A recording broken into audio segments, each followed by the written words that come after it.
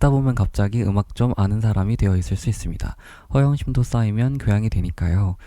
오늘도 여러분의 음악적 허영심을 채워드리겠습니다. 음악으로 이해하다 팟캐스트 음해 시작합니다. 오늘의 음해는 영화 악마는 프라다를 입는다입니다. 저는 오늘 진행을 맡은 이재입니다.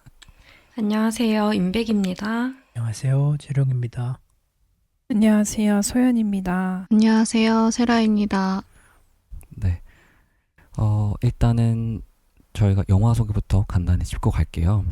원래는 저희가 악마는 프라다 입는다를 정식 1회로 하려고 했는데 저희가 첫 녹음이 망한 관계로 다른 망했다니. 영화인 파반을 먼저 공개하고 이제 악마는 프라다를 입는다를 두 번째로 녹음하고 있습니다. 뭐 이런 또 에피소드가 있는 게 또 재밌으니까요. 영화부터 그럼 간단히 좀 소개를 해드리도록 할게요. 모두가 알고 계시겠지만 악마는 프라다를 입는다라는 영화는 2006년 개봉한 영화로 로런 와이스버거의 동명소설을 원작으로 합니다. 데이비드 프랭클 감독이 연출했고 주연으로는 메릴 스트립, 패션지 런웨이의 편집장인 미란다 프리슬리 역을 맡았고 또 앤 해서웨이가 그녀의 비서가 되는 앤드리아 sak스 역을 맡았습니다. 그리고 아주 감초 같은 조연들인 에밀리 블런트와 스탠리 투치도 핵심 조연으로 함께했습니다. 간단한 줄거리는 저널리스트를 꿈꾸던 평범한 앤드리아가 우연히 패션업계 최고 권력자인 미란다의 비서로 취직하면서 겪는 좌충우돌 성장기를 그린 이야기입니다. 저희가 또 음악으로 이해하는 팟캐스트이니까요. 음악에 대해서 좀 더 이야기를 드리자면 이 영화의 오리지널 스코어는 테오도르 샤피로가 작곡했고요. 미국의 작곡가로 13살 소녀가 30살이 되는 날, 또 마법에 걸린 사랑 같은 코미디 영화 스코어로도 잘 알려져 있고 최근에 드라마 세버런스에서 에미상을 수상하기도 했습니다. 또 이 샤피로 같은 경우에는 악마는 프라다 입는다에서 뭐 기타나 퍼커션들을 좀 오케스트라와 함께 사용하면서 현대적이고 도시적인 사운드를 조금 입혔다라는 특징을 갖고 있고요. 오늘은 정말 오랜만에 저희가 과거의 추억을 갖고 악마는 프라다 입는다를 보았는데 혹시 과거에 봤을 때와 또 지금 봤을 때 영화에서 느꼈던 다른 점이 혹시 있으셨는지가 좀 궁금해요. 저는 개인적으로 예전에는 어렸을 때 봤을 때는 사회가 참 냉혹하구나, 앤디라는 인물이 어떤 성장하는 과정이 참 녹록지 않구나 이렇게 봤었는데 지금 와서는 사실 좀 철이 없다 라는 생각이 들었고, 좀 미란다의 친구들도 미란다가 저렇게 고생하는데 왜 미란다의 전화기를 갖고 장난을 치지? 라는 생각이 드는, 약간 제가 좀 꼰대가 되어간 게 아닌가라는 생각이 들었었는데 혹시 다른 분들은 지금 다시 영화를 보셨을 때 소감이 어떠셨을까요? 저도 이재님이랑 비슷하게 느꼈는데요. 그 초반에 그 앤디의 어리숙한 그런 모습에서 뭔가 당연히 사회초년생이니까 저럴 수 있지가 뭔가 이해가 되면서도 그 되게 그 요즘 사람들이 뭔가 꿈꾸는 기회 같은 거를 되게 앤디는 손쉽게 그 패션 잡지에 들어갈 수 있는 기회를 얻게 된 거잖아요. 네. 그런데도 뭔가 나는 여기는 거쳐가는 곳이니까 라는 초반의 그 마인드가 뭔가 너무 좀 아쉬운 거예요. 다른 사람들은 저렇게 원하는 자리일 텐데. 그렇지만 또 이 중간에 변화되는 그 지점을 통해서 앤디가 되게 몰입하고 뭔가 열심히 하는 모습이 나오긴 하지만 좀 그런 부분이 아쉬웠다, 앤디에. 그렇습니다. 그쵸. 뭔가 약간 조금 더 어리숙한 면들이 더 많이 보였던 것 같습니다. 혹시 다른 분도 어떠셨을까요? 저도 약간 그 앞에 말씀해주신 부분이랑 비슷한 부분이 있는데요. 그 앤디가 나중에 일에 대한 열정이 좀 커지면서 친구랑 애인들과 이게 만남이 자주 있지 못하고 이렇게 만났는데 친구들이 막 아까 얘기해 주신 것처럼 막 통화 많이 하는 앤디의 모습을 보면서 막 전화기 핸드폰 가지고 장난치고 이런 모습이 너무 화가 나더라고요. 예전에는 그냥 왜 이렇게 앤디가 너무 애인 신경 쓰지 못하고 친구들 간의 우정을 너무 소홀히 여기는 거 아니야? 이렇게 생각했던 것 같은데 오히려 막 일에 대한 열정을 이해하지 못하는 그들의 행동이 화가 나더라고요. 그렇게 약간 조금 변화가 있었던 것 같습니다, 생각이. 저는 세라님이랑 반대로 생각했어요. 어렸을 때 봤을 때는 그런 이렇게 앤디의 통화를 방해하는 친구들이나 뭐 남자친구나 주변 사람들이 앤디 발목을 잡는다고 생각을 했는데 다시 보니까 이게 앤디의 진정한 본 모습과 가까운 사람들이 아닌가라는 생각이 들었어요. 그 남자친구가 이렇게 왜 어렸을 때 봤을 때는 왜 저렇게 당당하게 요구를 하고 왜 저렇게 아니 여자친구가 일 열심히 한다는데 왜 저러지? 라고 생각을 했는데 지금을 생각을 해보니까 그런 남자친구나 그런 친구들은 앤디가 원래 어떤 사람인지 너무 잘 알고 있어서 저런 행동을 하지 않았나라는 생각이 들었어요. 저는 오히려 반대로요. 그랬습니다. 또 마지막으로 제롱님은 어떠셨어요? 새롭네요. 네. 저도 똑같아요. 그냥 그 어릴 때 봤을 때는 뭐 친구들이 막 친구들을 잘 이해를 못하고 막 그런 장면들이 있잖아요. 뭐 그 아니면 친구들이 되게 막대한다? 뭐 그런 거를 그때는 잘 못 느꼈는데 지금 와서 보니까 왜 앞길 막는 거 같고 근데 그런 부분도 살짝 있었는데 맞아. 나만 명품도 반대로. 좋은데. 그러니까 줄 때는 맞아. 막 그 되게 야 명품관에서 명품관이래 그런 거 일하니까 되게 좋다 이러다가 어 핸드폰 뺏어가고 이러는 거 보고서 이게 뭐지 이러고 있었고 그러고도 있었고 그리고 지금 와서 보니까 이제 막 저희가 옛날엔 몰랐는데 이제 마감이라는 거를 좀 겪어봤잖아요. 네. 그러다 보니까 세상 저런 상사가 없더라고. 그래서 어떤 의미로요? 아니 막 누군가가 클라이언트가 새벽에 지금 한 거 다 별론데 1시간 뒤에 그 믹싱 마스터링 다 끝내서 새로 달라고 하면은 미쳐버릴 거거든요. 아, 그쵸. 그렇게 생각이 갑자기 빡 드니까 좀 와 저 대단하다 생각이 막 들더라고요. 둘 다. 결국 그 해리포터 구해 오잖아요. 근데 그게 맞아요. 그게 진짜 1시간 안에 뭐 1시간은 아니었지만 다음 날까지 어떻게든 구해오는 게 진짜 뭐 대단하다 이런 생각이 좀 들더라고요. 옛날에 비해 훨씬 대단한 것처럼 보여. 맞아요. 또 저희가 길지 않지만 사회생활을 좀 하면서 느꼈던 부분 때문에 어렸을 때는 조금 더 판타지로 보지 않았나 싶어요. 앤디의 입장에 좀 더 몰입을 해서 나도 성인이 되었을 때 저렇게 좀 냉랭한 사회를 견뎌내야 하는구나 라는 생각을 하면서 봤던 것 같은데 성인이 되고 나서는 뭔가 각자의 사정에 좀 맞춰서 답답했던 부분들 혹은 이해가 안 됐던 부분들 혹은 프로답지 못했던 부분들 뭐 이런 것들이랑 같이 겹쳐져서 보여진 것 같습니다. 그리고 이제 두 번째 질문을 좀 드리려고 하기 전에 사실 저희가 한 명이 더 있는데요. 우리 그 이진님께서 인터넷 사정으로 인해 참여를 하지 못하게 됐는데 사실 지난번에도 참여를 하지 못해서 저희가 커피를 좀 얻어먹을까 싶어요.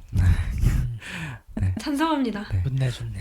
아직 당사자는 전혀 모르는 일인데 이거를 모니터링을 잘 했다면 알 수 있겠죠? 올릴 때까지 그냥 말을 안 하고 있어요. 그니까요. 얼마나 모니터링을 하는지 또 테스트를 해서 모니터링 만약에 안 했다 그럼 만났을 때 케이크도 같이 사서 먹는 걸로 하겠습니다. 장난이었고요. 자, 두 번째 질문으로 좀 넘어가 볼게요. 이제 영화랑 음악에 대해서 더 이야기를 해보려고 하는데 저는 이 영화를 보면서 이번 음악은 영화보다는 어쩌면 좀 드라마 음악과 더 가깝지 않나라는 생각을 했었는데 다른 분들은 어떻게 느끼셨는지 그리고 우리가 음악 영화 음악과 드라마 음악의 차이가 혹시 뭐라고 생각하시는지에 대해서도 좀 궁금하더라고요. 일단은 먼저 영화 드라마 음악의 차이에 대해서 좀 각자의 생각을 말씀해 주시고 그 다음에 요 영화는 어떤 특징을 갖고 있었는지 느끼신 바가 있으면 좀 이야기해 주시면 좋을 것 같습니다. 저 먼저 이야기를 해보자면 네, 소연님. 옛날에는 막 수업도 듣고 이런저런 얘기 들었을 때 드라마 음악은 되게 타이트한 그 시간 안에서 되게 많은 곡들을 쓰게 되잖아요. 네. 그리고 영화 음악은 그 씬에 맞춰서 음악을 쓰게 되는데 최근에는 그 OTT가 나오면서 사전 제작이 많이 이뤄지면서 드라마도 영화처럼 딱 씬에 맞춰서 음악을 작업하는 경우가 많아진 걸로 알고 있거든요. 네. 그래서 뭔가 예전처럼 뭔가 그 저희가 필름 스코어링 약간 그 씬에 맞춰서 음악을 다 작곡하는 경우도 있고 아닌 경우도 있지만 좀 그러한 경계선은 많이 없어졌지만 그 뭔가 영화를 직접 보는 방식, 뭔가 드라마를 보는 방식에 있어서 조금 차이가 있는 것 같아요. 뭔가 확실히 OTT가 많이 나오고 나서 사람들이 영화를 그 극장에서 보기도 하지만 뭐 집이나 이어폰, 뭔가 핸드폰을 통해서 많이 보게 되잖아요. 그러면서 조금 더 사람들이 도파민이나 이런 자극적인 거, 뭔가 긴 호흡의 영화를 되게 보기 어려워하는 추세인 것 같아서 뭔가 큰 차이는 없지만 요즘에 그 영화를 받아들이는 사람들의 뭔가 방식이 조금 달라지지 않았을까. 거기서 좀 음악이 살짝쿵 달라지진 않았을까라는 생각이 듭니다. 오늘도 뭔가에 중독되는 머리 뭔가가 많이 나왔어요. 한 500번 나온 것 같아요. 아, 쉽지 않네. 그래서 그 저희가 본 오늘 악마는 프라다를 입는다는 확실히 소스 뮤직 약간 팝이나 삽입곡들이 많다 보니까 네. 그런 필름 그 오리지널 스코어링보다는 비율이 조금 더 많다 보니까 좀 더 드라마적인 뭔가 에피소드적인 느낌처럼 좀 더 다가오는 것 같긴 합니다. 맞아요. 일단 처음 영화가 시작할 때부터 사실 보컬곡이 처음부터 끝까지 거의 한 곡이 다 나오잖아요. 그런 거가 사실 쉽지는 않은 것 같은데 그런 요소들 때문에 좀 더 드라마적으로 느껴지지 않았나라는 생각이 드는데요. 다른 분들은 혹시 어떻게 느끼셨을까요? 저도 지금 소연님이 말씀해주신 부분에 생각을 동의를 하고 있는데요. 그래서 저도 이렇게 드라마 음악을 생각을 했을 때 각본을 먼저 받고 예전에는 작업하는 경우가 많았고 이제 영화는 이제 포스트 프로덕션이라고 해서 이렇게 영화 편집이 끝난 후에 이렇게 영상에 맞춰서 작업을 했는데 앞서 이렇게 소연님이 말씀하신 것처럼 요즘 OTT의 작업이 영화처럼 이제 포스트 프로덕션으로 이렇게 작업이 많이 진행이 된다고 저도 알고 있고요. 이 악마는 프라다에서도 그 보컬곡이 많이 나오다 보니 삐지로서의 역할이 크다 보니 드라마를 보는 것 같은 좀 캐주얼하게 볼 수 있는 영화인 것 같아요. 그래서 좀 가볍지만은 그 안에 또 그 안에 있는 주제도 보컬곡으로 오히려 전달되고 그렇지 않을까라는 생각이 듭니다. 저희가 그 마블 영화가 조금 인기가 많아지면서 사실 그런 팝적인 곡들이 영화에 요즘은 조금 더 자주 등장하는 것 같기는 한데 사실 요 영화가 처음 나왔던 2006년도 그 시즌에는 팝이 이렇게 다양하게 영화에서 활용되는 경우가 많진 않았던 것 같긴 하더라고요. 그런 생각이 조금 들었네요. 또 다른 분은 어떤 생각을 하고 계실까요? 저 약간 궁금한 게 네. 요즘 드라마 제작, 음악 제작이 약간 영화처럼 바뀌고 있는 추세라는 건가요? 약간 반반인 것 같아. 뭔가 음. 그 OTT로 제작되는 그 드라마의 경우는 이미 몇 개월 전에 음악이 똑같이 다 나온 상태로 알고 있거든.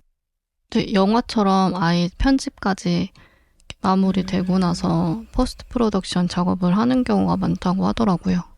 그러면 약간 제작 방식이 지금 영화처럼 약간 바뀌고 있다인데 그러면 실제 음악도 좀 바뀐 것 같으세요? 그게 조금 다른 영역일 수도 있는 것 같은데요. 물론 영향을 받겠지만 제작 환경이 바뀌면서 저희가 뭐 드라마도 사전에 제작을 해야만 그 종영 시간에 맞추어서 결말 촬영까지 잘 마무리가 되잖아요. 지금 상황에서는 좀 추가적인 촬영이나 이런 것들이 그 법적으로 불가능한 경우들이 있으니까 그래서 좀 사전 제작을 하다 보니까 음악도 거기에 맞춰서 급박하게 만들어지는 것보다는 조금 더 사전에 제작됨으로써 통일되는 음악적 특성들, 예를 들어 음악의 분위기 이런 건 좀 옛날 드라마보다 요즘 드라마에서 더 잘 지켜질 수도 있을 것 같은데 또 약간 장르적으로 봤을 때 영화 음악이 상대적으로 좀 더 스케일이 크고 더 많은 뭔가 자본이 들어간 것 같고 그리고 인물의 뭐 테마곡이라든지 이런 것들이 좀 분명하고 그런 차이에서 오는 영화와 드라마 음악의 차이도 있기는 한 것 같아요. 물론 이제 사전 제작이라는 것 때문에 드라마도 그러한 것들이 좀 더 가능해지는 시스템이 되고는 있지만 그래도 뭔가 조금 드라마에서 갑자기 너무 스케일이 큰 곡이 나오거나 아니면 영화인데 너무 스케일이 크지 않은 것 같은 예를 들어 뭐 가상악기 물론 요즘 가상악기가 많이 좋아졌지만 가상악기가 액션씬에 조금 튀게 들린다거나 그런 것들에 대한 차이도 있긴 있는 것 같은데 그건 또 혹시 어떻게 느끼실까요? 저는 그럼에도 살짝 그 장르적으로 조금 영화 음악이 더 딥하다라는 생각은 아직은 갖고 있거든요. 이게 제 생각에는 실제 드라마 음악이 영화 음악이랑 많이 비슷해졌다기보다는 그런 거는 원래도 장르마다 좀 달랐던 것 같아요. 예를 들어서 뭐 멜로우 드라마 이런 거는 원래도 좀 팝적이고 가볍고 그랬지만 뭐 느와르 장르다 이러면 좀 얘기가 달랐잖아요. 그래서 아무래도 OTT 시장이 커지니까 옛날에는 뭐 대하 드라마 막 50부작 아니면 뭐 미니 시리즈 20부작, 18부작 막 이랬는데 요즘엔 다 시즌 1 8부작 이러잖아요. 시간도 짧아졌고 그리고 엔딩 크레딧도 우리가 다 넘기잖아요. 그래서 원래 드라마 하면 저는 영화랑 좀 다르게 생각을 하는 게 시그니처. 딱 이 드라마 시작할 때 나오는 보컬곡, 끝날 때 나오는 보컬곡, 주인공 A랑 B가 만날 때 나오는 테마? 그러니까 이런 것들이 다 특정이 돼가지고, 그, 뭐라고 해야 되지? 이 드라마 시작하는구나. 이 드라마 끝났구나. 마치 개그 콘서트 테마처럼 그런 거를 각인시키기 위한 차이점이 저는 되게 두드러진다고 생각을 해요. 그래서 보컬곡도 많고 보컬곡이 인식되기가 쉬우니까. 근데 요즘에는 그러니까 그러려면 그게 계속 반복이 되려면 횟수도 뭐라 해야 되지?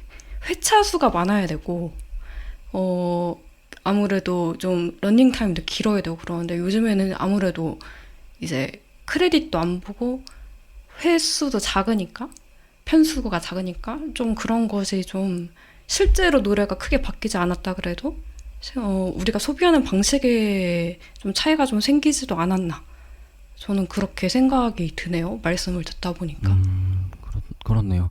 또 사실 음악이라는 게 저희가 음악을 워낙 좋아하니까 음악을 좀 메인으로 이야기를 하긴 하지만 음악 때문에 영화를 보거나 음악 때문에 드라마를 찾아보는 사실 대중이 많지 않잖아요. 거의 없다고 생각이 그렇죠. 들거든요.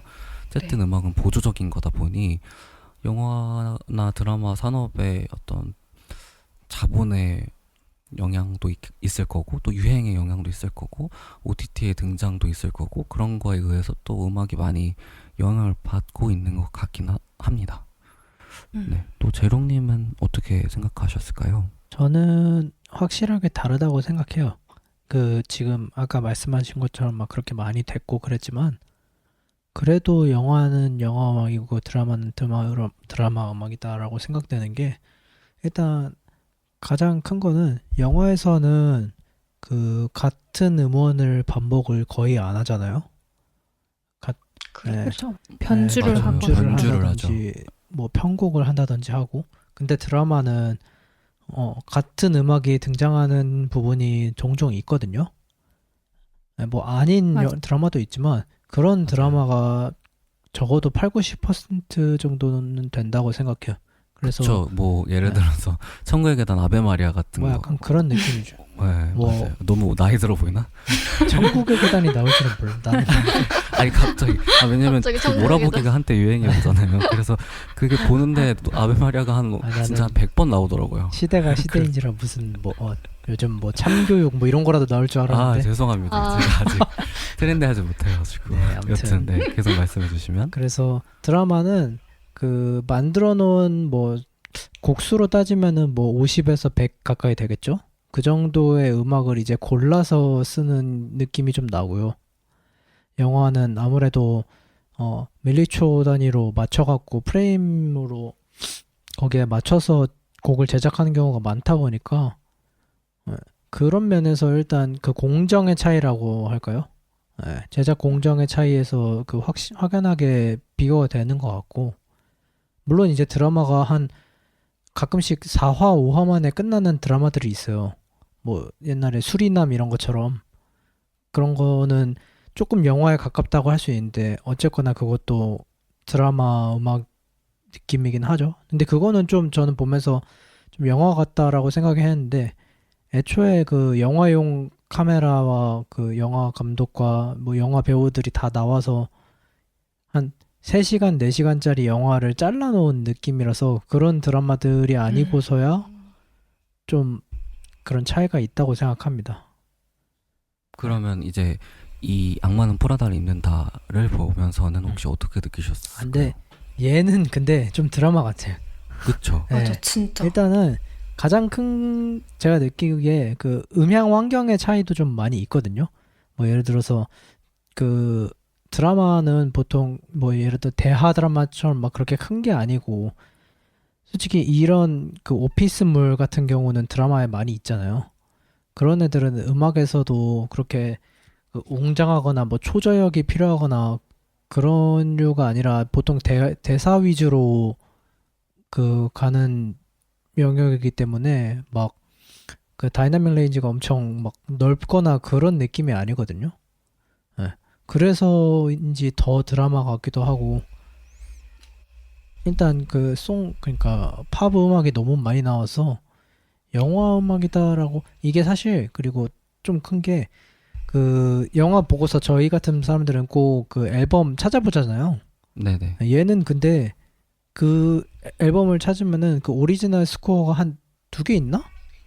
맞아. 네, 맞아. 오리지널 스코어가 작아요. 별로 없어요. 그런 면에서 얘는 드라마 쪽에 가깝지 않을까라고 생각을 합니다. 저는 비슷한 생각이긴 한데, 이게 보통 제가 생각하는 영화 음악은 테마곡이 있고, 우리가 아까 말했던 변주를 활용해서 그 상황이나 어떤 분위기에 맞추어서 그 테마 멜로디를 다른 장르로 조금씩 변형하면서 반복하는 게 영화 음악의 조금 핵심이라는 생각을 하기는 해요. 조금 클래식한 생각일 수도 있지만. 근데 악마는 프라다를 입는다는 사실 테마곡이 뭔지 모르겠는 거예요. 테마 멜로디가.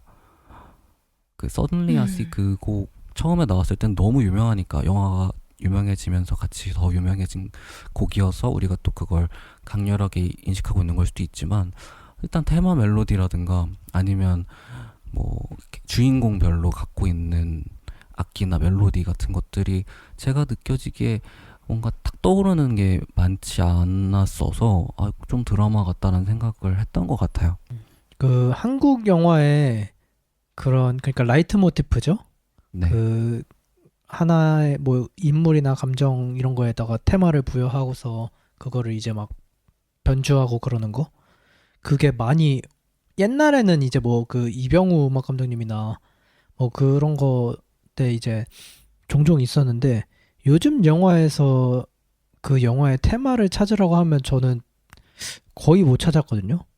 요즘 맞아, 한국 맞아. 영화에서 혹시 있나요? 변주도 많이 안 해요. 요즘 한국 영화도 약간 뭔가 세분화되어 있는 느낌이라서 다 한 명의 작곡가가 그 영화를 다 만든 게 아니잖아요. 네네. 그러다 보니까 뭔가 그런 거를 더 못 찾는 것 같기도 하고. 그것도 어, 제작 환경의 뭔가 변화 때문에 이루어지는 걸 수도 있지 않나는 좀 생각도 들고요. 음. 또 요즘 영화 시장이 사실 되게 어, 수익이 안 나잖아요. 음, 그렇죠. 그쵸. 아무래도 드라마는 OTT 영향도 있기 때문에 지금 아까 말씀하셨던 참교육이라는 드라마도 우리나라뿐 아니라 해외에서도 굉장히 인기가 많잖아요. 그래요? 그래서 오히려 그렇다고 하더라고요. 그래서 음. 그 김무열 배우가 존 시나를 닮았다고 존 시나가 직접 본인 그 리그램을 리포스트라고 해야 될까요? 올리는 진짜요? 일까지 있을 정도로 네, 그럴 정도로 해외에서의 파급력이 좀 크더라고요. 그러다 보니 같은 금액 투자 대비 수익이 드라마가 더 조금 쉬운 방향으로 산업이 구조화가 되다 보니 영화로 투자하는 사람들이 줄어드는 상황이고 그에 따라서 오히려 드라마는 리얼 오케스트라 녹음을 하기도 하지만 영화는 예산이 부족해서 가상악기로 음. 대체를 해야 될 수밖에 없는 상황도 있다고 하더라고요. 그래서 좀 그런 영향들도 좀 있는 것 같고 산업적으로 그리고 아까 재롱님께서 말씀하셨던 것처럼 옛날에는 어떤 한 음악 감독이 영화를 전체적으로 쭉 가져가는 그런 분위기였다면 요즘은 팀으로 활동을 하는 경우가 좀 많다 보니까 특히 한국 영화에서는 더 그런 우리가 좀 옛날 영화 음악이라고 느꼈던 테마곡에 대한 반복, 유사성 이런 것들이 조금은 약해질 수도 있을까라는 생각이 들었네요. 이야기를 하다 보니. 그러면서 이 영화에서는 저희가 뭐 영화, 드라마, 음악에 대한 이야기를 많이 했지만 어쨌든 악마는 프라다를 입는다라는 영화를 봤을 때 음악이 그래서 드라마적이어서 안 어울린다는 생각을 하진 않았잖아요. 맞아요. 그쵸. 되게 잘 어울리고 이게 딱히 그런 생각을 안 하고 보면 저희는 이제 그런 테마 멜로디를 만들어야만 하는 순간들이 있었으니까 거기에 좀 집중적으로 생각하면서 보니까 좀 들리는 걸 수도 있는데 그렇지 않은 분들이 보기에는 너무 매끄럽고 자연스럽거든요. 저희가 공부하면서 항상 이야기했던 거지만 영화에서는 어쨌든 영상이 더 메인이기 때문에 음악이 더 튀게 들리면 안 돼서 그걸 잘 지키면서 작곡하는 게 정말 중요한데 사실 보컬곡은 무조건 튈 수밖에 없잖아요.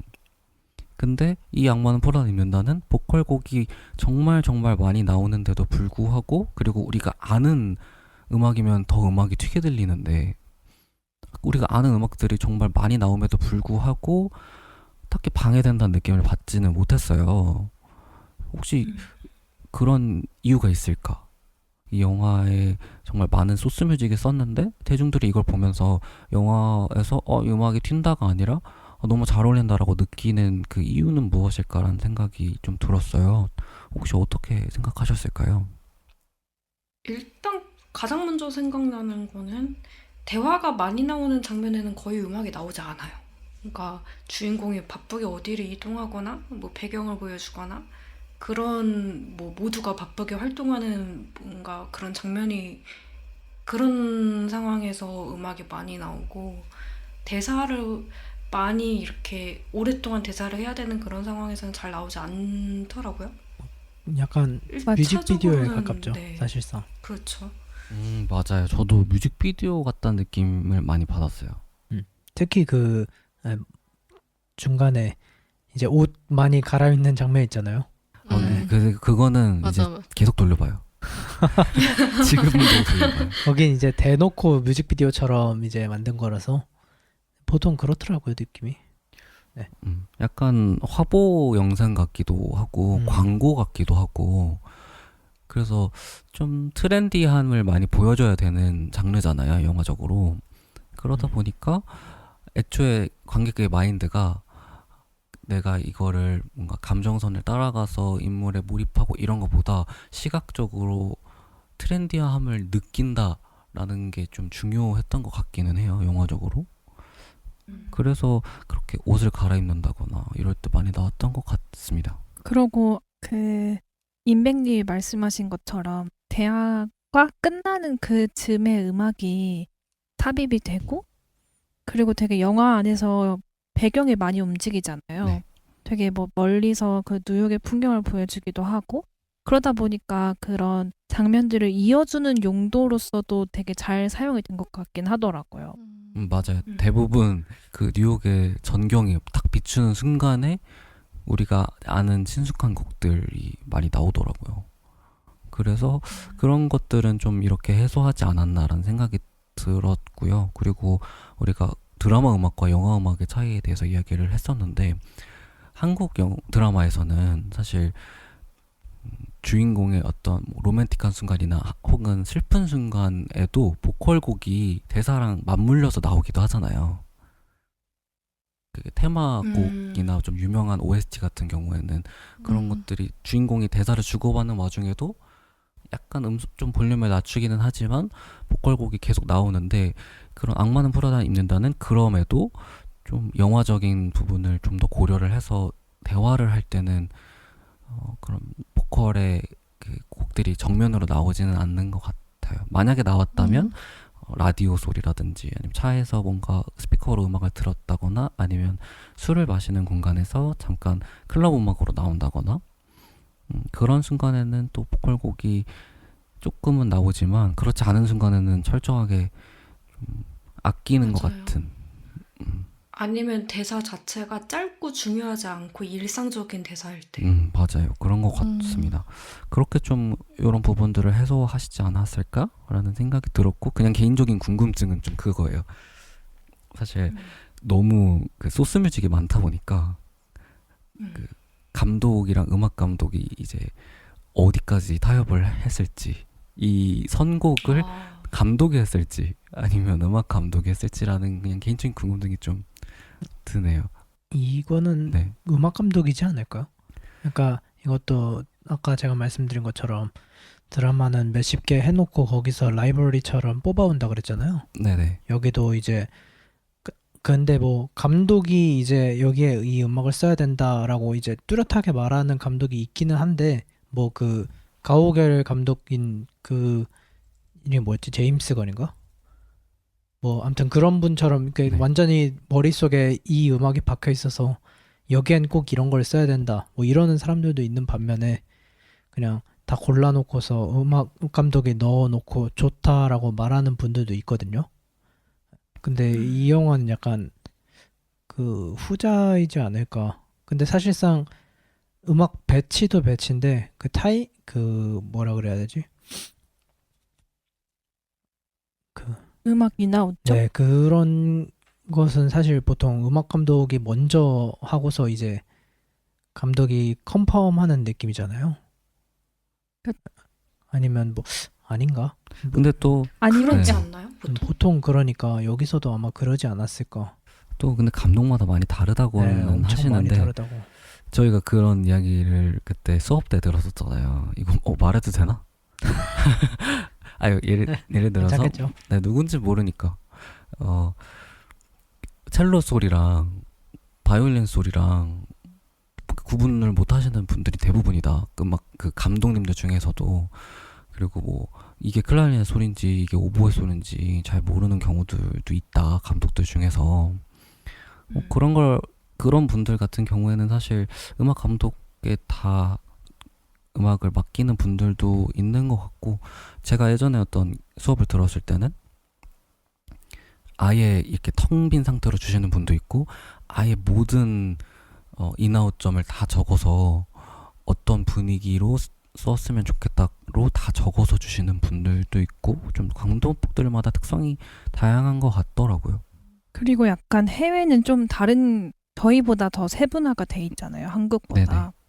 그래서 조금 찾아봤을 때 그 음악 슈퍼바이저의 역할이 거기도 되게 세분화 음악 슈퍼바이저의 역할과 음악 감독의 역할이 조금 나뉘어져 있는데 이거 음악 슈퍼바이저가 보통은 이런 저작권 라이센스 같은 걸 해결하기도 하고 뭔가 이런 기존의 팝 같은 거를 골라주는 경우도 있다고 알고 있거든요. 네. 그래서 이 영화에서는 그 음악 슈퍼바이저인 줄리아 마이클스가 조금 이 역할을 많이 한 것 같아 보여요.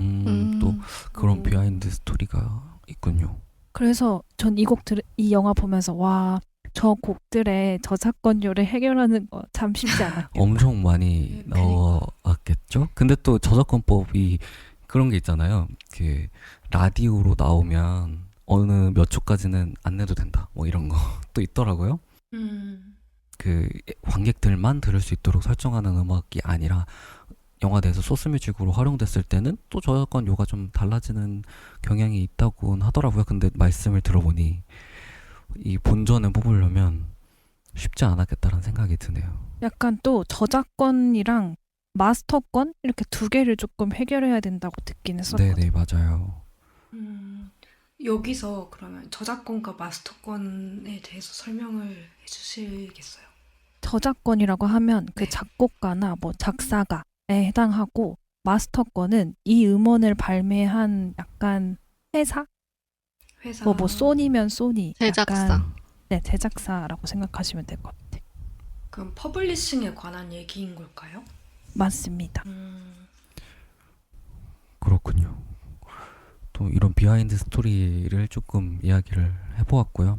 한국의 어떤 산업과 외국의 그런 차이가 생각보다 영화나 드라마를 만드는데 되게 많은 차이점을 만들어내는구나 라는 생각이 드네요. 좀 이어서 아까 제가 테마 멜로디는 안 느껴진다고 말씀을 드렸지만 캐릭터별로 음악적 특성이 조금 다른 것 같다는 생각이 들었거든요. 저부터 먼저 말씀을 드려보자면 예를 들어 미란다 같은 경우에는 확실히 조금 날카로운 고음역대 악기들이 많이 사용된다거나 그리고 앤디가 친구들을 만났을 때는 조금 어쿠스틱한 또 포크적인 기타나 통기타 뭐 아니면 밴드 음악 같은 것들 좀 친숙하고 상대적으로 포근한 그런 악기들이 좀 더 사용되는 것 같았는데 다른 분들은 혹시 이런 차이를 느끼셨는지 궁금합니다. 저는 개인적으로 차이를 크게 느끼진 못했는데 그 앤디 같은 경우에는 그 조금 미디엄 템포의 좀 밝은 느낌의 곡이 많은 것 같다라고 생각이 들었고 미란다 그 캐릭터에서는 조금 더 미니멀한 구성의 편곡을 한 것 같다라는 그 정도의 차이를 많이 느끼지 못했지만 이 정도의 차이를 느꼈습니다. 또 다른 분이 있을까요? 저는 저 이거 또 말씀드리는 것 같은데 이게 인물에 맞는 테마가 있기보다는 예를 들어 미란다다라고 하면 미란다가 불러오는 긴박한 상황에 어울리는 음악 이런 식으로 됐던 것 같아요. 인물에 맞는 거라기보다는. 그래서 저도 엄청 찾고 싶었는데 테마를 저는 찾기가 그래서 좀 힘들었어요. 네네. 혹시 또 차이를 느꼈다 이런 차이가 있는 것 같다라고 생각하신 분이 있을까요? 일단 저는 없습니다.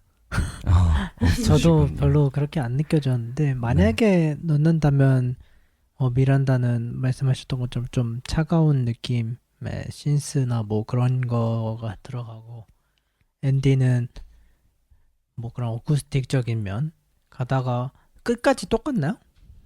그게?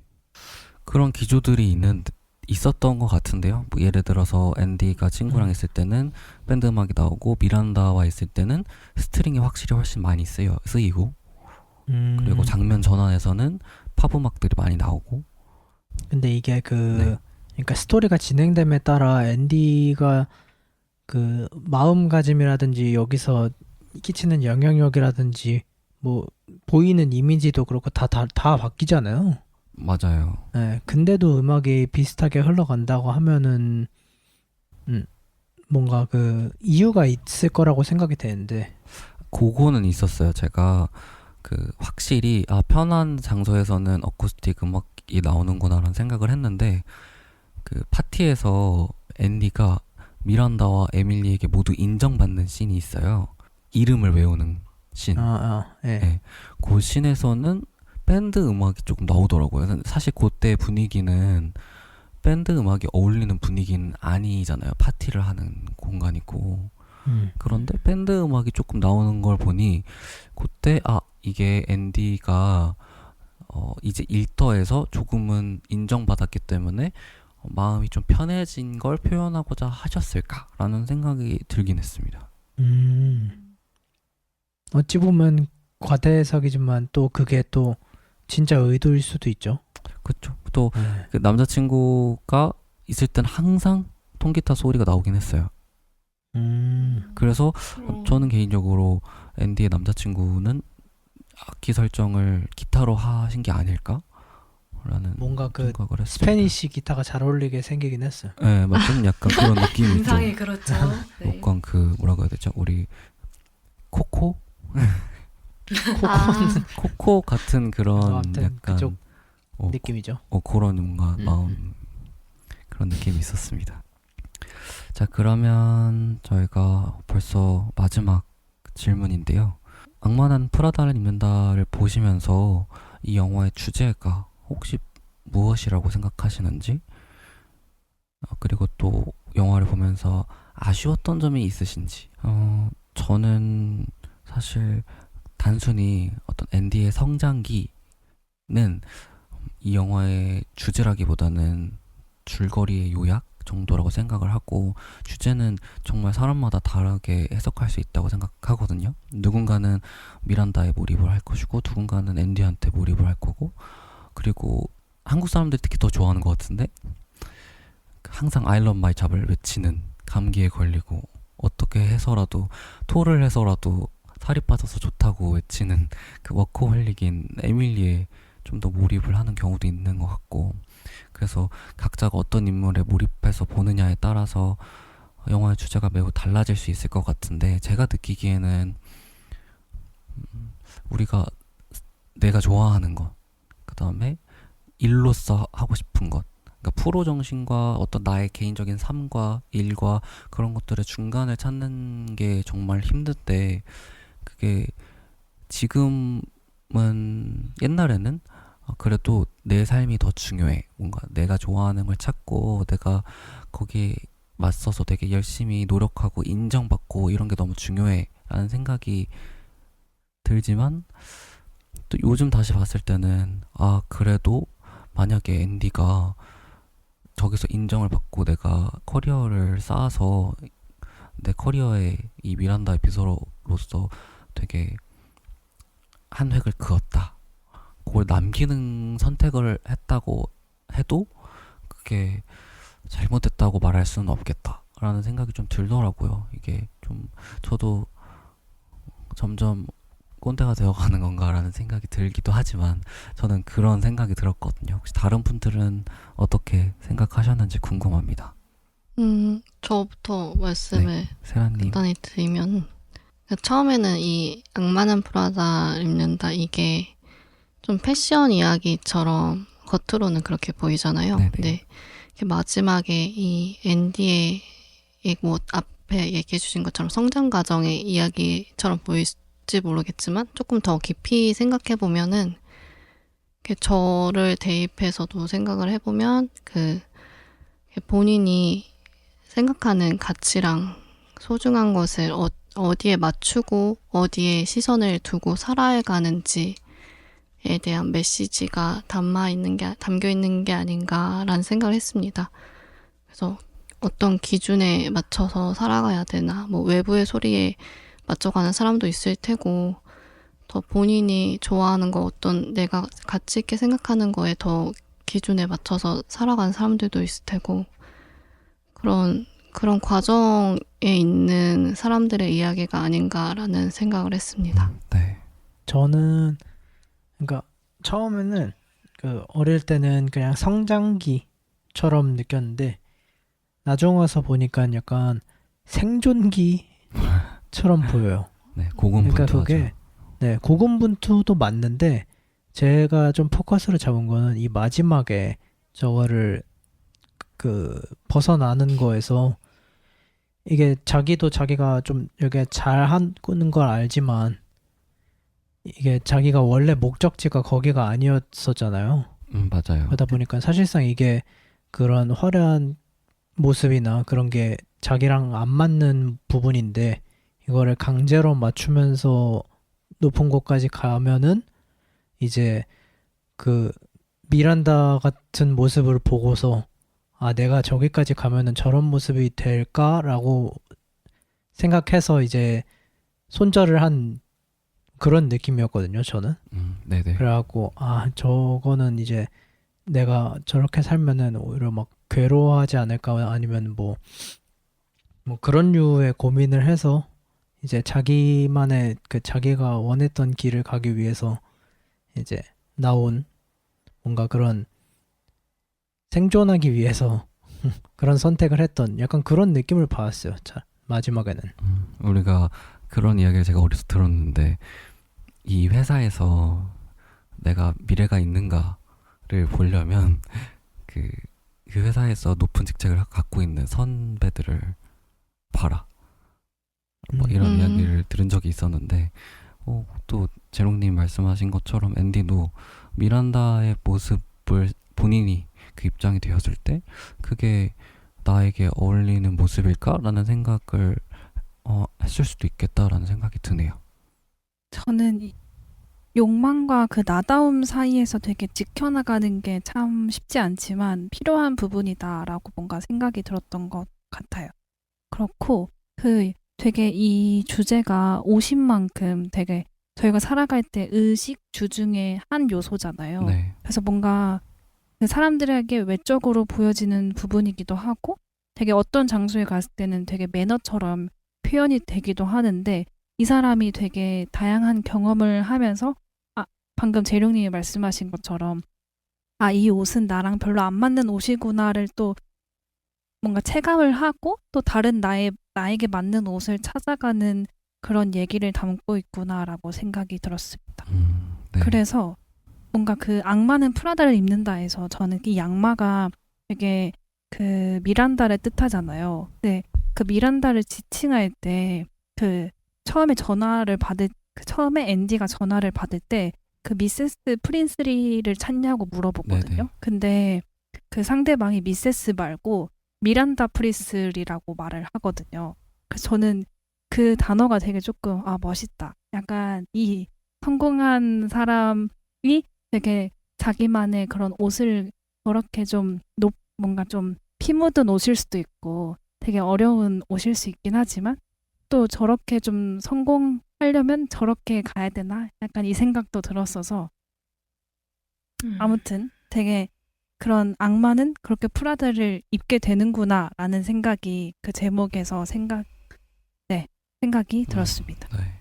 또 마지막으로 임백님은 혹시 어떻게? 저도 비슷해요.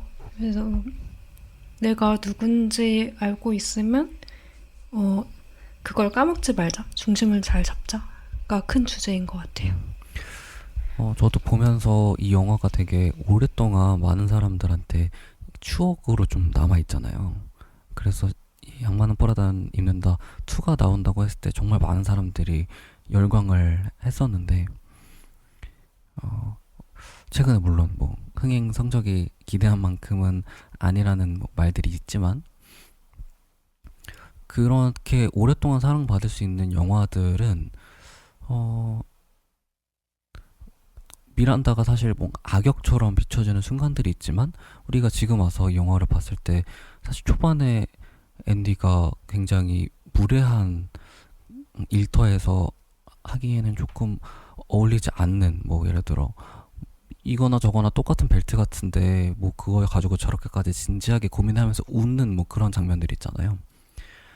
거기에 대해서 너가 입고 있는 옷이 어떤 색상인지는 알고 말을 하는 것이냐 막 이러면서 미란다가 이제 이렇게 혼내는 장면이 있는데 그 장면이 되게 저희가 사실 옷을 잘 입는 거는 거칠애라고 생각을 하잖아요. 근데 이 영화에서는 그게 단순한 거칠애가 아니다 라는 이야기를 하면서 그 곳에서 직접 들어가서 경험하지 않는 이상 우리가 모르는 것들이 정말 많다라는 어떻게 보면 되게 범인륜적이고 어느 직장이나 어떤 순간에도 통용되는 그런 주제를 패션이라는 걸로 좀 풀어냈다라는 생각이 들었어요. 그래서 거기에 있는 사람들이 단순히 거칠애로만 집중해서 본인의 뭔가 자아를 찾지 못하는 사람들이 패션 업계에서 일하는 거야 라는 생각을 앤디가 은연중에 하면서 그런 리액션이 나온 것 같은데, 사실은 그런 것들이 아니고 가장 중요한 것은 본인이 정말 좋아하는 게 무엇인지 그걸 자기가 고민하는 거야 라는 게 혹시 이 영화의 주제가 아닐까라는 생각이 들었습니다. 왜냐면 또 미란다의 모습이 굉장히 멋있게 항상 비춰지잖아요. 앤디가 미란다를 떠나는 과정에서도 미란다는 왜 앤디가 떠나는지 아는 것 같은 눈빛이었고, 그래서 딱히 특별히 악역이 있는 것 같지만 사실은 악역이 아니었고, 그런 다양한 인간 군상이 사회에는 존재하니 보는 사람들도 그런 고민을 충분히 하면서 살아가면 좋겠다, 뭐 이런 내용이었나 라는 생각을 개인적으로 좀 했습니다.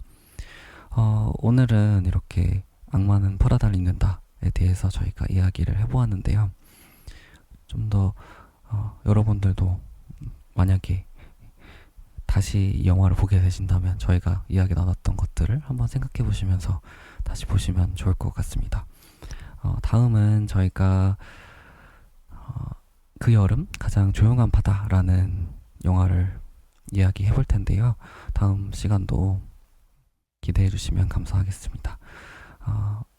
오늘은 여기까지 마무리하도록 하겠습니다. 네, 감사합니다. 감사합니다. 감사합니다.